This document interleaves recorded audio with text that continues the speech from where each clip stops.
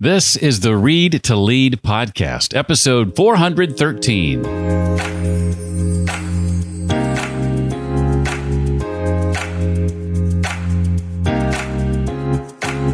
Next time you're sent to training or being told we got you a coach or whatever, look at it as a privilege as opposed to an obligation and say, hey, I get to do this because this is going to help me develop and become a better version of myself, both personally and professionally.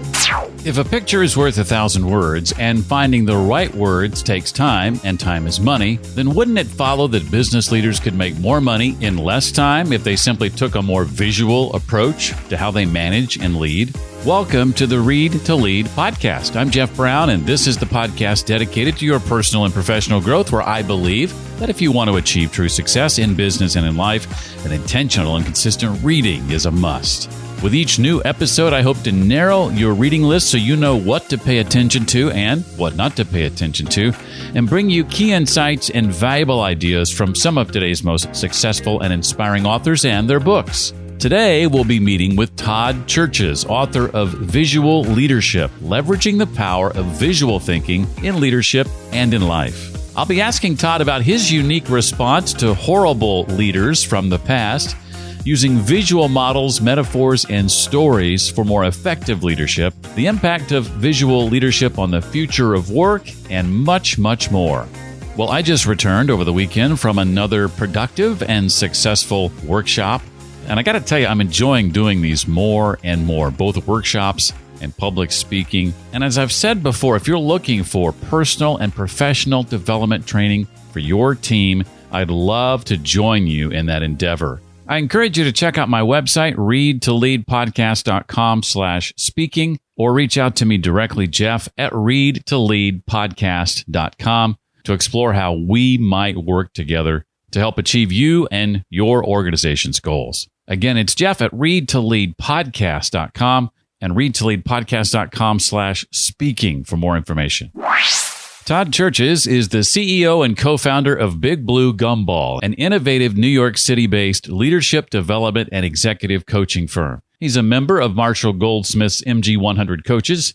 He was nominated by Thinkers 50 as a finalist for their 2021 Distinguished Achievement Award in the leadership category, and he's ranked number 37 on the 2021 Thinkers 360 list of the top 50 global thought leaders and influencers in the field of management. Todd is a 3-time award-winning adjunct professor of leadership at NYU, as well as a lecturer on leadership in various programs at Columbia University. Lastly, he's a TEDx speaker, and he's the author of the groundbreaking book, VisuaLeadership, Leveraging the Power of Visual Thinking in Leadership and in Life. Todd, great to have you here. Welcome to the Read to Lead podcast. It's great to be here with you. Thank you so much, Jeff. Well, I also appreciated when you sent the book. First, you wrote a nice little note in the front of it. Thank you for that. Yeah. And then you took the time to tab a few particular sections with areas that you and I have in common. You're probably as much a reader as anybody I've had on the show. You've read, how many books would you say over the last 20 years? Well over 1,200. I've been reading an average of 50 books a year since 1998. So 23 times 50. I wasn't a math major. I was an English literature major. But so I think the math works out to somewhere in the 1,200 range. And usually I read about an average of 1 book a week, 50 a year. Last year I read 101. And Read to Lead was one of them from last year. So awesome. Well, with regard to your book, I want to dive in here. And I think the best place to start is right where the book does.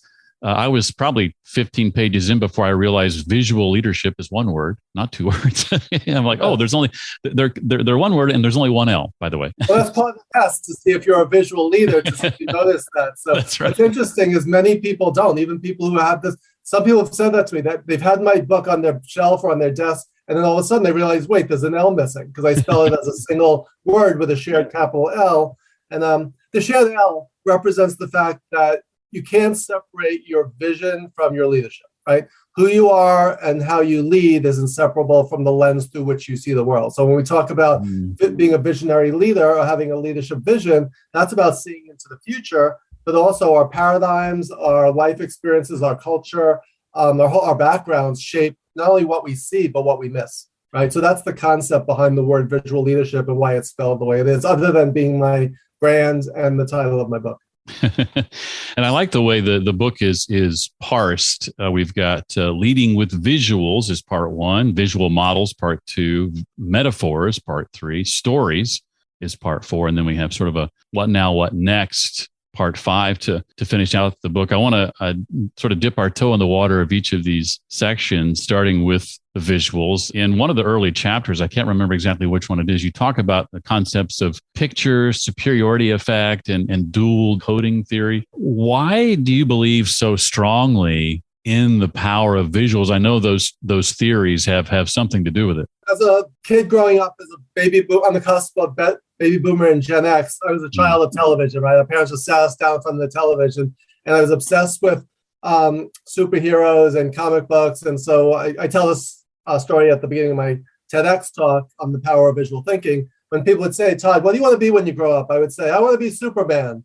They said, all right, that's great, have that ambition. But if you can't be Superman, what's your backup plan? And I said, all right, then Batman. Like those are my two career options at that point at age 5 or 6. So I'd always take my mother's bath towels, have a safety pin and fly around the apartment, as many of us did as kids. But then later on, I realized that those were not realistic aspirations. So I decided if I can go into television in some capacity, that would be great. So everything I did was geared towards going into television eventually. So the lens through which I see the world is from my upbringing. It's about storytelling. It's about character. And that's part of the power of visual thinking. And going back to your question on the science behind it and those two principles that you mentioned, the picture superiority effect is a scientific principle that says when text and images battle it out, pictures win. So pictures are superior to text just because that's the way our brains are wired. So one of the examples I use, and if this was in person, I would show this up and hold it. But if you had, and the example I use is, let's say I have 8 books on my suggested reading list for my syllabus for my NYU leadership class. And next to that, I have the 8 book covers.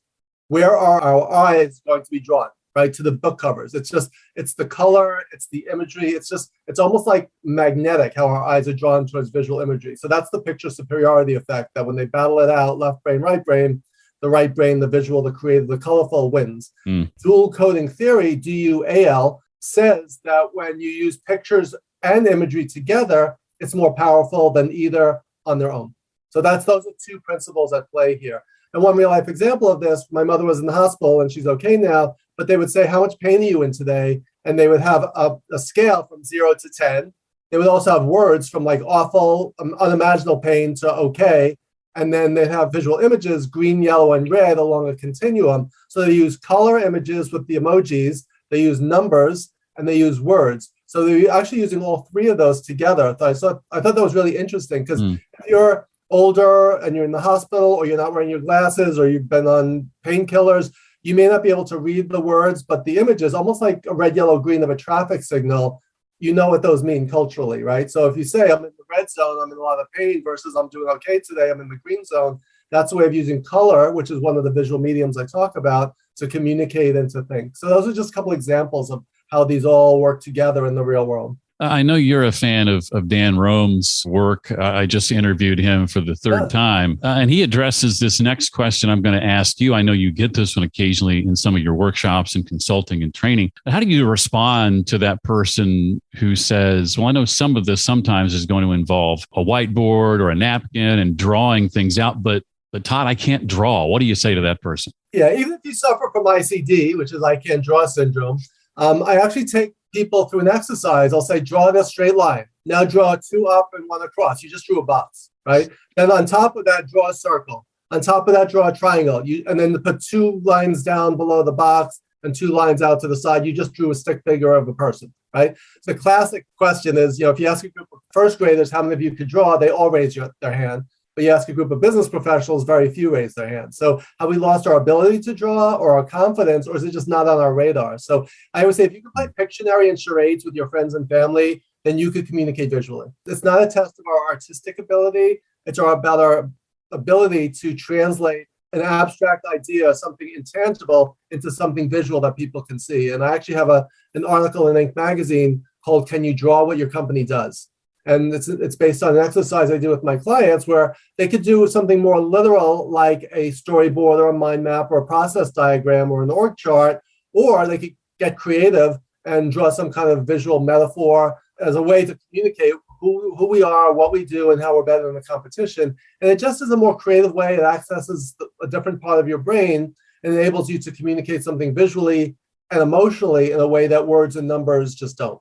I know you mentioned earlier that you spent a good part of your career, and I read about this in the book, of course, as well, in the entertainment industry, in television, in California, in film to a degree. And you have had your share, probably more than most of us, of some pretty bad bosses. Talk about, though, some of the benefits of those experiences. What were some of the silver lining moments you were able to discover? Yes, I am in the Guinness Book of World Records for having had the most bad bosses of anyone who's ever lived. So I don't know if anyone's ever broken that record, but earlier in my career, I was the record holder. The main benefit is all the stories it's given me. People are like, I can't believe that happened to you. And these are all real life stories. It's like a scene from a movie. And yet it was a scene from my early part of my career. Most famously, in fact, I always put this blog post out every Valentine's Day. It's called My Love Letter to Horrible Bosses, in which I thank them for all the stories they've given me and the lessons I've learned and how not to manage and how not to lead. So yeah, we learn what not to do. Again, that classic saying in leadership, most people leave their bosses more than the company or their job. And the reason is so many people are just thrown into management leadership roles with no training, no coaching, and people manage and lead the way they were managed and led, and it just cascades down from there. So just like parenting, you can have a bad parent and you'll say, I would never be a parent like that. Or you can have a good parent and say, I want to replicate those things. Similarly, as a boss, you learn how it feels, to be on the receiving end of bad management and poor leadership. And you say, I would never do that to anyone else. So how I actually became an avid management leadership book reader is after having had so many bosses, I was actually hired by a management training company to help them revamp their mini MBA program. And in the course of doing that, I had to read all of these management leadership books. So I was reading Drucker and Warren Bennis and all the classics. And I got so hooked on it because the light bulb went off. I said, hey, this is an art and a science. This is something you can learn to do. Being a manager isn't just telling people what to do and how to do it. There's an art to it, right? So that's how I got addicted to business books way back in 1998. And I just kept going from there because I was just fascinated by behavior and human nature and how much bad management there is out there, despite all the training programs and coaching and all these books that are out there. One of your examples from the book that I was fascinated by was you were sitting in a room ready to do some training with I think it was your brother, your partner at this particular time. And just as you were about to begin your training, the company got word that there was an acquisition, I think it was, and there was going to be some layoffs and maybe some moves and nobody knew what group they were in. And now you were charged with having to deliver this training anyway, which I can't imagine being a more difficult situation. Now, can you talk about how you ended up handling that? I mean, you couldn't have necessarily everybody buying in and paying attention. That was probably impossible in light of that situation, but you got pretty close, right? Yeah, when you do training, there's always, the world doesn't stop just because you're in the training room, right? So there's always interruptions and distractions. But imagine just before you're about to start, they say, all right, some of you will have your job, some of you will leave your job, some of them are going to be moved to Kansas City, and this is in New York. So you can imagine the distraction. And I'm like, what do we do? And I did a simple reframing. What I did is, if you stay here, you're going to need these skills. But if you leave, you're still going to need these skills. So everything we talk about here, when we talk about communication and influencing and leadership storytelling, these are skills you're going to need even if you're interviewing, right? Even if you get a new job somewhere else. So just by doing that simple reframing, it can actually create a sense of urgency, in some ways even more among the people who were in danger of losing their jobs, because they're like, all right, this will give me a skill that will make me more marketable and help me to be more successful. So there's a saying, don't light a fire under people, light a fire within them. And I think this lit a fire within them and said, hey, there's a real reason. Because a lot of times people are sent to training, we all know, you're sent involuntarily by your boss. You have to go.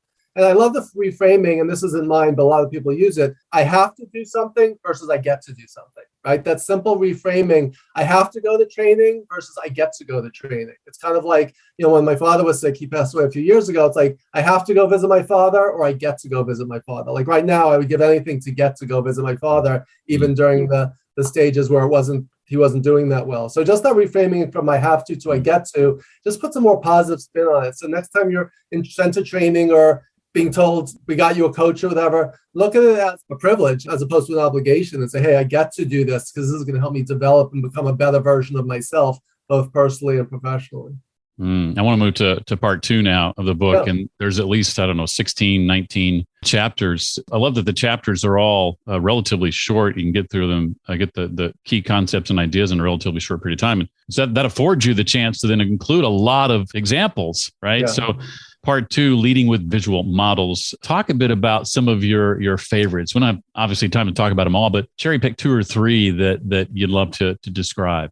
Yeah, I mean, it's the saying, think outside the box, which has kind of become a cliche, but you can't think outside the box unless you have a box and something in it. So the idea behind models and frameworks is to create some kind of framework. Like think about a company's organizational chart, right? That's a visual representation in boxes of the reporting structure and the hierarchy. And from that, you might put that next to a stakeholder map with you at the center to see where the relationships are, where the connections are, who you need to know. But again, if you visualize them in some kind of framework, it helps you to wrap your head around and simplify the complexity and the messiness of life. So one example, again, there's so many examples, but my passion skill matrix is probably my most popular model. And all the models in the book are all my own original models. But at the back of the book, I list 40 models that everyone needs to know, like every business professional should know about, like Maslow's hierarchy of needs or SWOT and some of the traditional ones. But all the ones in my book that I write about are my own original models. So the passion skill matrix, picture this mentally, a 4-box matrix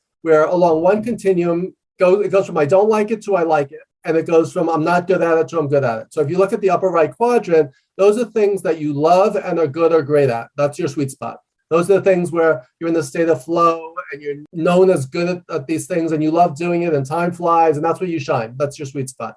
The upper left is your growth zone. Those are things that you are not good at yet. And this is kind of relates to Carol Dweck's mindset work around the power of yet. It's an area of potential for you. So if you have an interest or an aptitude or a passion for something, you're going to put some time and effort into doing it. So that's your growth zone.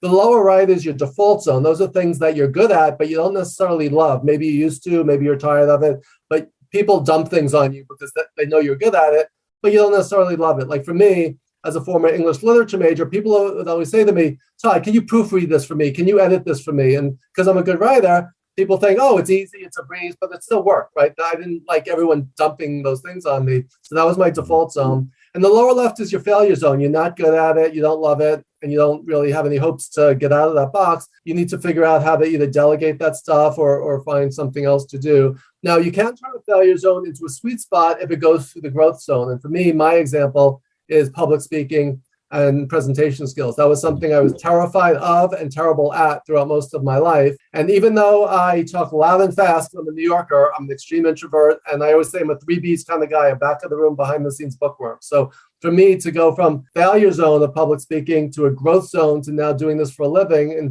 being a TEDx speaker, that's something I never would have imagined even 20 years ago. But that's one example of using the passion skill matrix to figure out where you're spending your time and how you can leverage your skills and get out of the boxes that are holding you back. I really identified with that part of the book. I have a very similar journey with regard to public speaking, from not enjoying it at all, being fearful of it, to recognizing that it was a skill I was going to have to develop if I was going to achieve my goals. Yeah. And then working to put that in my growth zone through predominantly reading and, of course, actually getting out and doing it. And it's become something I truly love and enjoy to do and would do all day, every day if I had the opportunity. Well, visual metaphors are next. So I guess the short question is, why metaphors? If you're a leader who doesn't include them, say, in your toolbox, why might you want to reconsider that? Yeah, well, first of all, we all use metaphors even more than we think we do. Like if you say, that idea came out of the left field, or I really struck out on that presentation, or I hit a home run on that report, you just use baseball analogies, right? If you said, let's plant the seed for this idea, let's go out on a limb and give this a shot. We need to get to the root of the problem. The sky's the limit. Let's see what bears fruit. I just use 6 tree gardening or nature metaphors, right? We do it all the time, and that's just the tip of the iceberg. So you asked the question, why metaphors? A lot of times we think about metaphors, we think about song lyrics and poetry. But again, it's so common that what does a metaphor do? It makes the abstract concrete, makes the intangible tangible, makes the invisible visible. So if you could say something is like something else, it brings it to life. It adds color. For leaders, if you use an appropriate metaphor, it will really resonate with people and add color to your conversation and illustrate what you're talking about. One of the things I always say, though, is the metaphor can help to connect you with someone, or it could create confusion. So if you're talking to someone, like a lot of my students are international students, many from China, so I would not use a baseball analogy with a group of female HR professionals from Beijing, which is a lot of my student population. I would use nature or dance or the Olympics or something that's more universal. So if I'm talking to someone from Canada, I might use a hockey metaphor. Someone from Australia or New Zealand, I might use rugby, right? Or India, cricket. So you want to speak the language of your stakeholders. I think that's a key thing. But if you have metaphors and use them properly, it makes it more fun, it's creative, and it gets your ideas across in a really effective way. One of my favorite examples from the book of what metaphor not to use, at least as far as the generational differences are concerned, was when you use the you sound like a broken record metaphor with, I think, a Gen Z or a millennial. And how were they confused by that? Because people in our generation know exactly what that means. Yeah, I was talking, I repeated myself a few times. I said, I'm starting to sound like a broken record. They thought a broken record was like in the Olympics where you break a world record and you win a gold medal, because they have never had the privilege of listening to a vinyl album where the needle gets stuck in the groove and repeats that same lyric for like the next 5 minutes until you nudge the stereo and bump the needle up. So they've never had that life experience, so they couldn't even relate to what I was talking about. So so it's not just culture, it's generation, it's gender. So find metaphors that resonate. I'm based here in New York, so I was talking about crossing that bridge when we come to it. And I used an image of the Brooklyn Bridge. I did a similar webinar with a group in San Francisco, and I replaced the Brooklyn Bridge with the Golden Gate Bridge. So again, all of a sudden, what that says to them, he cares, he gets us, he's connecting with us, he speaks our language, right? So you want to be really strategic in terms of the imagery that you use, whether it's language or visual imagery, to connect with your audience. Because I once was doing a workshop in Boston, and I told this great Joe Torre, Derek Jeter story.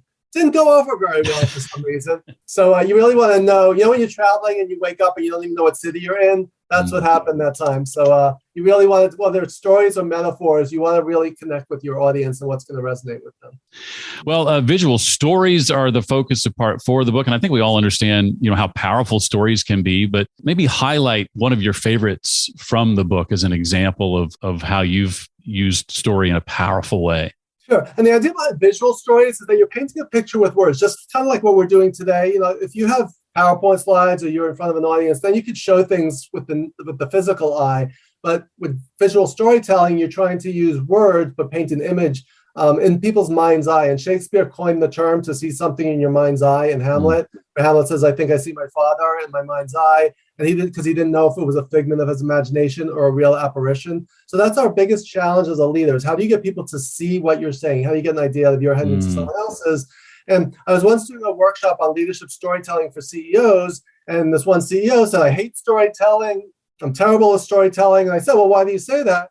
They went on to tell this great story about one time that he told a story and it flopped, right? And everyone looked at each other saying, wow, that was such an amazing story. I'm never going to forget it. I'm always going to remember that lesson. So sometimes we elevate storytelling to we don't have to be the most amazing storyteller. If someone says, how was work today? And you say, oh, you wouldn't believe what happened to me today. That's a story, right? Kids tell stories, grandparents tell stories. So make it part of your repertoire. And one of my biggest tips is keep a journal. Write down stories and things that happen to you when they happen to you. And then when you need a story to draw on, whether it's at work or in life, you have a whole repository. When I sat down to write my book, I had literally 2,000 pages of content piled up, stories, models, metaphors, examples.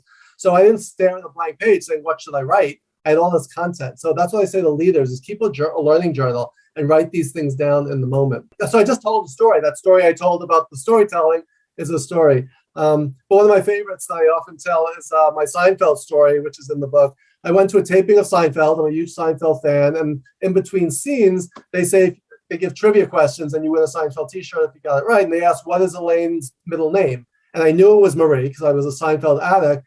But as an introvert, I didn't have the courage and confidence to shout it out. So people were yelling out the wrong answers, stupid answers. And I really wanted that t-shirt. And I just couldn't open my mouth. I literally froze. And he said, the name is Marie. And it's like, have you ever had that where you just doubt yourself? You know you're right. But if you have, so that's what I say. It's like, speak up, speak out, be brave. What's the worst that could happen? So I try to do that with my students in my class, saying there's no wrong answers in our class. If it's not the right answer, it'll help lead us towards a better answer, right? So I tell that story as an example of a time where a window of opportunity closed on me because I didn't have the courage and confidence to just take a shot.